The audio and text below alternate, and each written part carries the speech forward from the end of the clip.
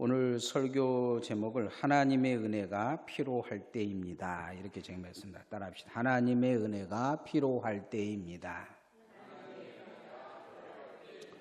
이번 주 주일날 행사를 하고 저녁에 이제 목회자들이 잠깐 밥을 먹는데 마음속에서는 끝났다 하는데 저에게 어떤 목사님이 아주 안 좋은 소식을 전해줬어요.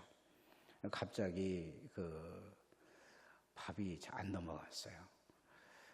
저랑 아주 가까운 친구 목사가 이제 어려서부터 이제 20살 때부터 같이 신학교를 다니고 장신 목연도 같이 다니고 그런 친구가 있어요. 그러니까 한 30년 지기 친구죠. 내 속을 아는 친구예요. 그런데 이 친구가 희귀암이 걸렸다는 거예요. 그것도 말기라고. 전번주에 전화를 했는데, 야, 나 암 걸린 것 같다 그랬는데, 뭐 별거 아니겠지 했는데, 희귀암이 걸려서 제가 인터넷으로 이제 검색을 해봤어요. 근데 아주 희귀한 암이고 생존율이 너무 낮았어요. 집사람과 이제 그 친구가 이제 저한테 다시 전화를 해서 내가 그 친구한테 그랬어요. 야, 친구라면 내가 너한테 딴 사람한테 이런 소식 드려야 되겠냐 그랬더니 미안하다 그러더라고요. 친구니까 말을 못한 거죠. 그래서 집사람 보고 그래서 금식하면서 기도해야 되겠다. 사람의 힘으로는 불가능하다면 이건 하나님이 해주셔야 할 일이 아니냐 그런 생각이 들었어요. 사람이 어떻게 할 수 없을 때, 무엇을 어떻게 해야 될지 모를 때, 그때 우리는 하나님 밖에 없음을 믿어야 될 것입니다. 그 친구한테 이제 전화를 하니까 친구가 낙심한 이야기를 하는 거예요. 그래서 제가 그랬어요. 야, 죽고 사는 것은 하나님께 달려 있는데 기도해야 되지 않겠느냐. 그런 이야기를 했어요. 오늘 다윗의 마음이 그런 마음이었을 것 같아요. 죽고 싶었을 것 같아요. 아들 압살롬이 반역을 해서 이제 도망을 가는 거예요. 아들이 아버지를 죽이려고 달려드니까 어떻게 아들을 죽일 수도 없고 죽일 힘도 없고 그리고 자기가 믿었던 신하들이 다 아들한테 붙어가지고 그냥 창피하기도 하고 어디다 하소연하기도 그렇고 그냥 얼굴이 뜨거울 정도로 부끄럽고 또 이 일이 저질러진 것이 다 자기가 잘못했기 때문이잖아요. 하나님이 4배로 저주하신다고 그러고 7배로 거둘 거라고 얘기를 했는데 그 7배의 죄악을 거두고 있는 거죠. 그런데 도망가는데 사울 왕가의 사람 중에서 시므엘이라는 사람이 있는데 이 사람은 아마 사울이 왕일 때는 잘 나갔던 것 같아요. 다윗이 정권을 잡자 소외돼 버리고 그런데 그 당시에 뭐 인터넷도 없고 뭐 그렇게 신문도 없고 그런 시대에 나름대로의 소문이 있었던 것 같아요. 소문이 어떤 소문이냐? 다윗이 정권을 잡았는데 사울을 죽여서 정권을 잡았다. 이런 소문이 있었던 것 같아요. 사울 왕과 사람들은 이것을 믿은 거죠. 그러니까 이제 이 시므이가 나와가지고 다윗을 저주를 하는 거예요. 목숨을 걸고 저주를 하고 있어요. 쉽게 이야기하면 그냥 저주가 아니에요. 죽일 테면 죽여봐라 하면서 저주를 하는 거죠. 흉흉한 소문을 사실로 믿고 그 거짓된 소문을 가지고 이 시므이가 와서 저주를 해요. 네가 사울 왕을 죽였기 때문에 하나님이 너를 저주한 것이다. 이런 이야기를 해요. 다윗은 그 소리를 듣고도 얼마나 마음이 아팠을까요? 야, 세상 사람들이 그렇게 생각하는구나. 나는 사울이 죽었을 때 그렇게 마음이 아파서 눈물 흘리고 그렇게 살았는데 세상 사람들은 나를 보면서 사울 왕을 죽이고 모함하고 그 뒤에서 그 못된 짓을 해서 결국은 사울 왕이 죽고 내가 왕위를 찬탈했다고 생각하는구나. 야, 내가 진짜 조롱거리가 됐다, 이런 생각을 하죠. 억울한 누명도 억울하지만 자기 신세가 너무 처량한 거예요. 이럴 때 다윗이 한 가지 마음을 잡은 것이 있어요. 그건 뭐냐면 절대적인 하나님의 궁유를 붙든 거예요. 우리도 어떻게 할 수 없을 때 하나님 앞에 궁유를 요구할 수밖에 없어요. 인간이 해결할 방법이 없으면 하나님의 궁율이 필요해요. 예수님을 만났던 사람들 중에서 소경들이 예수님께 이야기해요. 나사렛 예수여, 나를 불쌍히 여기소서. 여리고의 소경 바디메오가 예수님 오신다는 소식을 듣고 기다리고 있었어요. 아마 예수님이 언제 온다는지도 모르면서 길목에서 딱 지키고 있었던 것 같아요. 하루도 아니고 이틀도 아니고 좌우지간 지나갈 거라고 생각을 하고 거기 길목을, 이 여리고에서 예루살렘으로 가는 길목을 지키고 있는 거예요. 그런데 예수님이 온다는 소식이 들려요. 사람들이 바글바글해요. 그리고 막 사람들이 밀려들어요. 그럴 때 소경 바디메오가 소리를 질러요. 나사렛 예수여, 나를 불쌍히 여기소서. 그러니까 지금도 이재명인가 뭔가 하신 양반이 막 지나가고 막 쏘려고 하면 막 옆에서 잡더라고요. 못 잡게. 막 나도 한번 가볼까 했는데 막 그러고 잡는 거 보고 가도 얼굴도 못 보겠다. 그러고는 그 생각이 들어서 안 가보긴 했는데, 중요한 것은 이 바디메오가 막 큰 거죠. 이 옷을 막 틀어잡고 입도 막 막아요. 그 예수님이 그걸 보고 그 난리를 치니까 예수님이 눈에 주목이 온 거잖아요. 야, 데려오라 그래요. 근데 그러니까 바디메오 데려오라니까 이 바디메오가 그냥 그 옷 하나 한 벌 그 꺼적대기 덮고 있었는데 그걸 벗어버리고 알몸으로 주님께 가요. 네가 무엇으로 원하느냐? 그러니까 보기를 원합니다. 네 소원대로 되라고 이야기해서 눈이 떠져요. 이 소경 바디메오가 외쳤던 소리가 그거예요. 나사렛 예수여, 나를 불쌍히 여겨 주옵소서. 궁유를 구한 거죠. 우리는 하나님의 궁율이 아니면 주님 앞에 나올 수 없는 사람들이에요. 늘 주님의 궁율을 구하기를 원합니다. 따라합시다. 하나님의 절대적인 궁율이 필요한 사람들입니다. 오늘 성경에 보면 다윗이 시므이의 조롱을 받으면서 그냥 옆에 있는 사람들은 죽이자 그래요.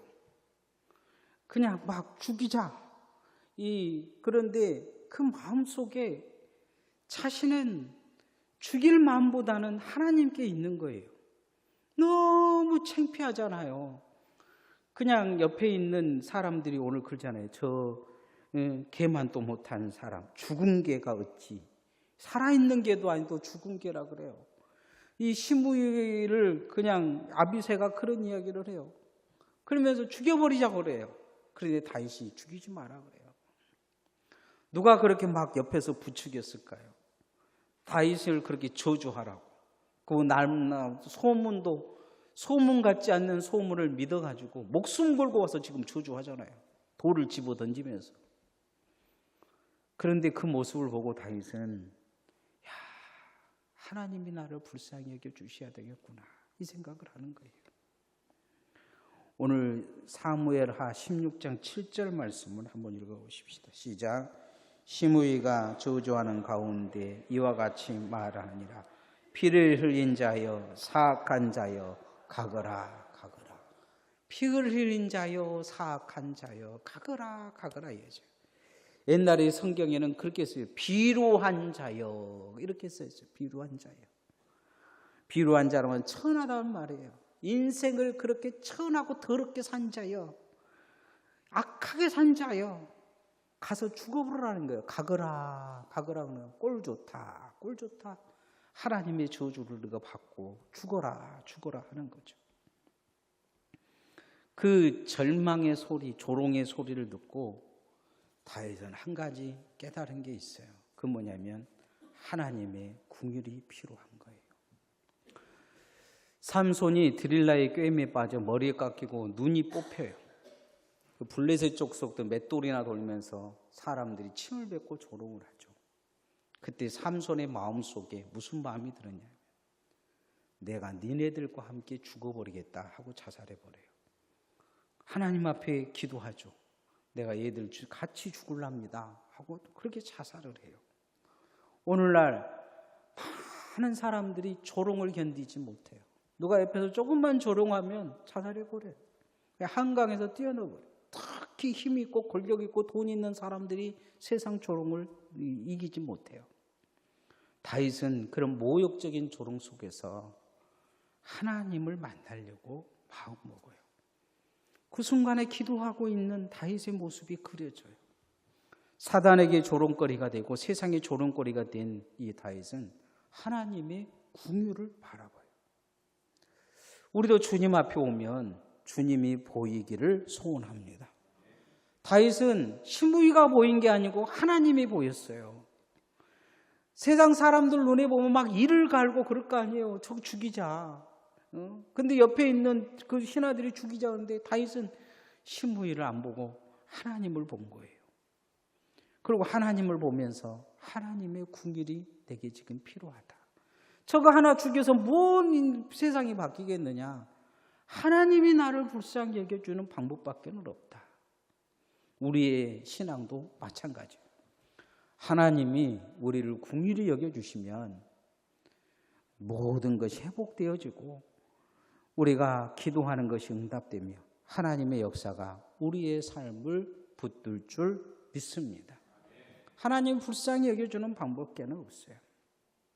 두 번째는 하나님이 덮어주셔야 돼요. 따라합시다. 덮어주는 은혜가 필요합니다. 하나님은 지금 다윗을 덮어주시지 않아요. 다 까발려버리고 있어요. 압살롬한테 한 것도 뭐 그 자녀들이 한 것도 그냥 온통 까발려지고 있잖아요. 밧세바에게 한 것뿐만 아니고 우리야 죽여온 것도 다 까발려지는데 사람들이 생각하기에 딱 그렇게 생각하게 한 거예요.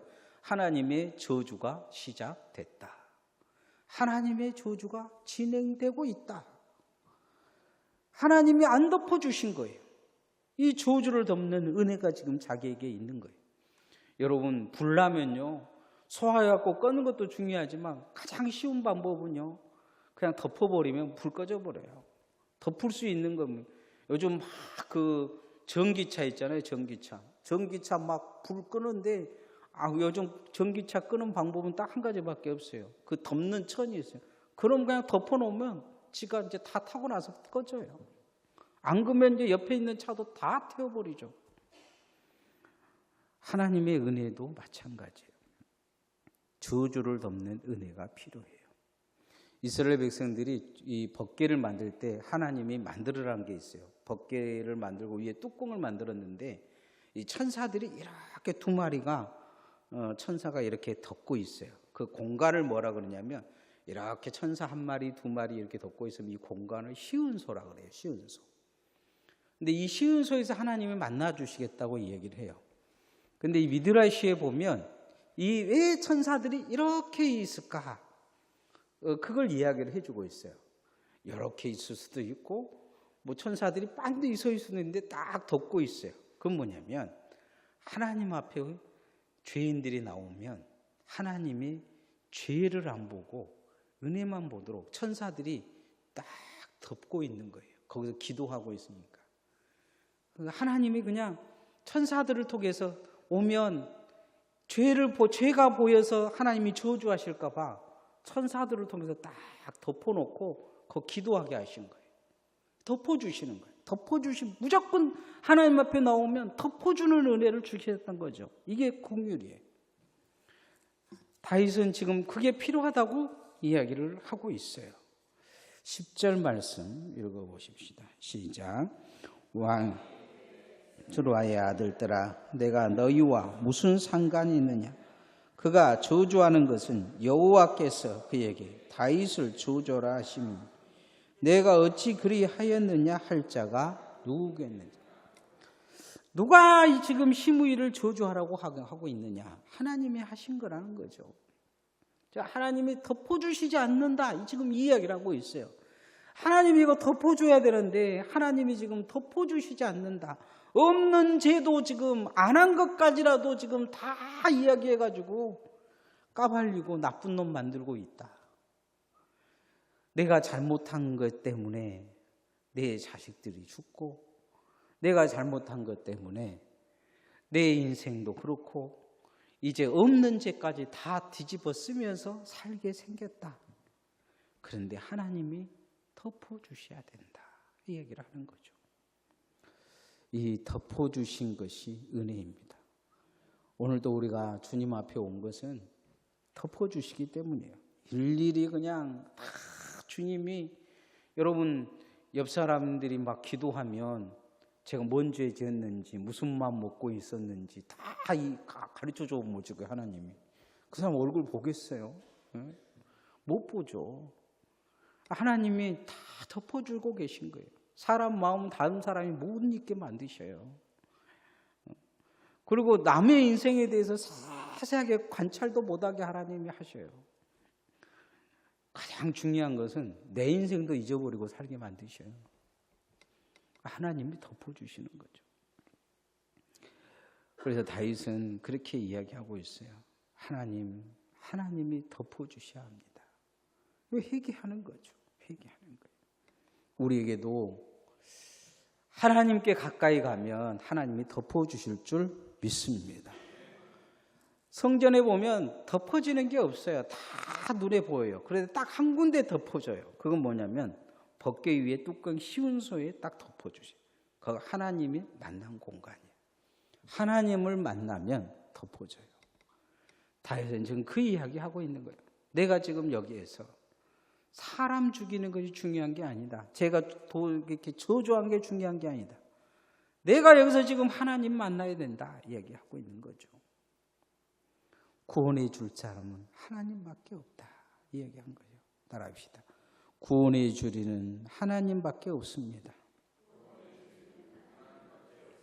역대 14장에 보면 그런 말씀이 있어요. 여호와여 강한 자와 약한 자 사이에 주밖에 도와줄 자가 없으니 우리 하나님 여호와여 도와주소서.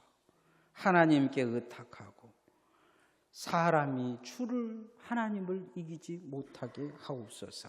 아사라는 왕이 기도하는 내용이에요. 이 애국과 이 주변에 있는 나라들이 쳐들어와요. 연합군이. 그냥 이제 싸울 힘은 있어요. 그런데 숫자가 부족해요. 절반밖에 안 돼. 싸우면 100번 싸우면 100번 질 것 같아. 하나님 앞에 가서 기도를 하는 거예요. 구원해 줄 사람은 하나님밖에 없사오니 이 전쟁에서 이겨요. 그걸 누가 보냐? 그의 아들 여호사밧이 봐요. 근데 여호사밧은 싸울 능력이 있어요. 충분히 이기고도 남아요. 가지고 있는 이 군대가. 그런데 아버지가 한 것을 똑같이 따라해요. 그리고 또 다른 것을 해요. 그건 뭐냐면 찬양대를 맨 앞에다 세우고 옛날 성가대를 앞에다가 이쁘게 입혀가지고 전쟁대에 세우고 뒤에 군사들을 데리고 간 게 아니고 백성들을 데리고 쭉 가요. 하나님을 의지하라. 선지자를 신뢰하라.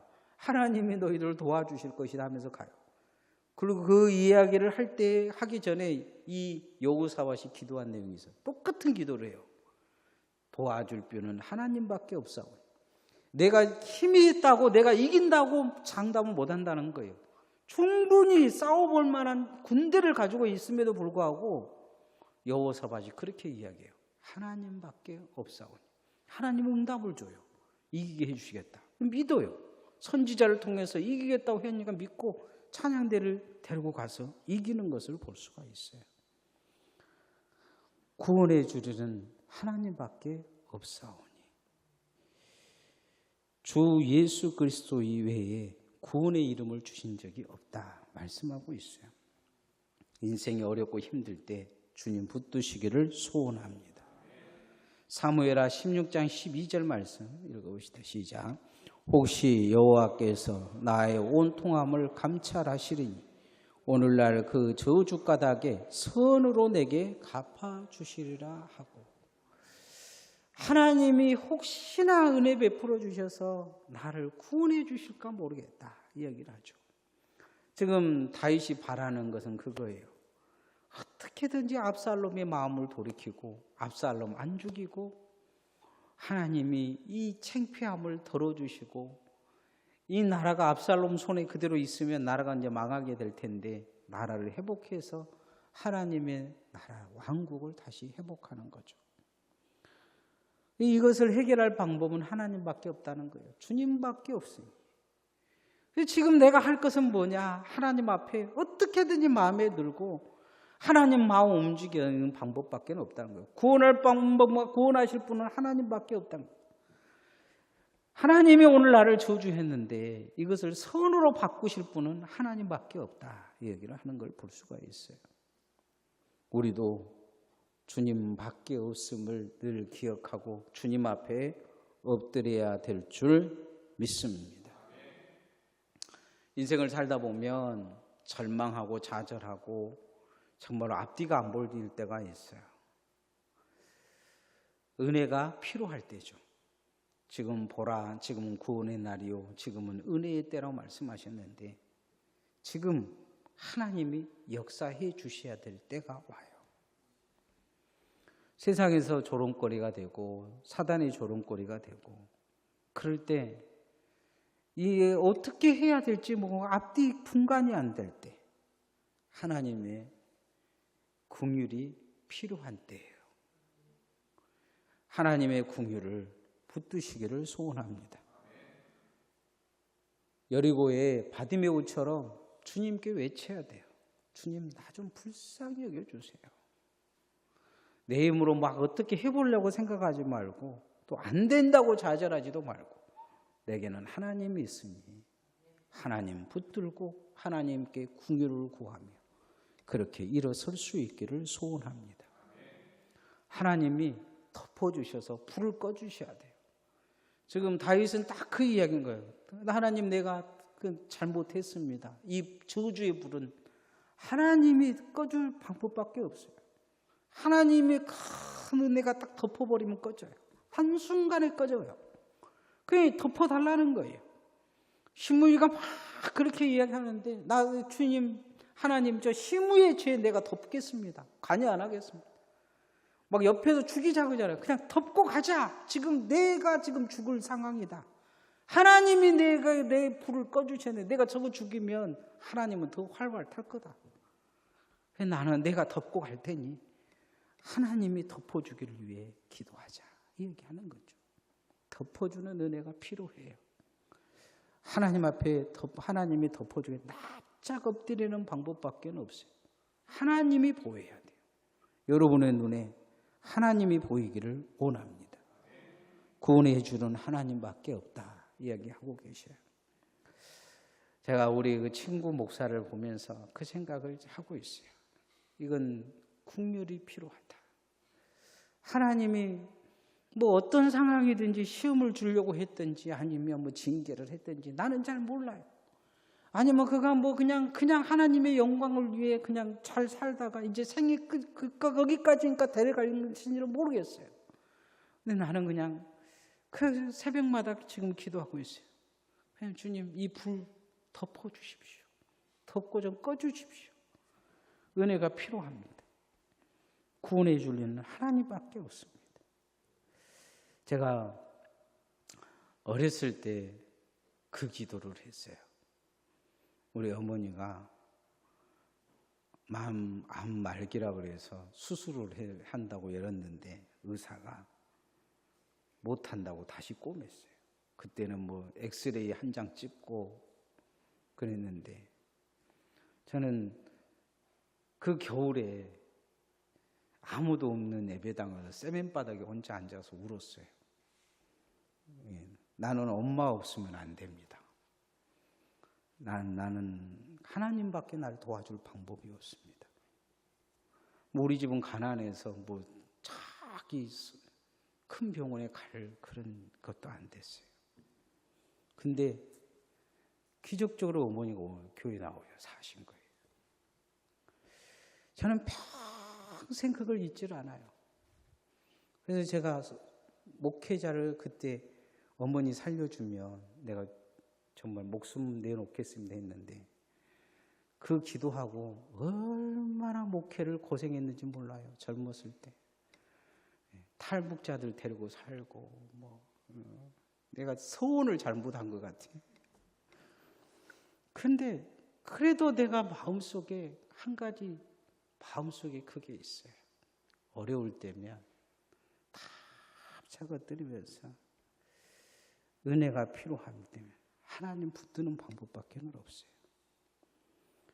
여러분, 여러분의 생애에 주님을 잘 붙드시기를 소원합니다. 자, 같이 기도하십시다.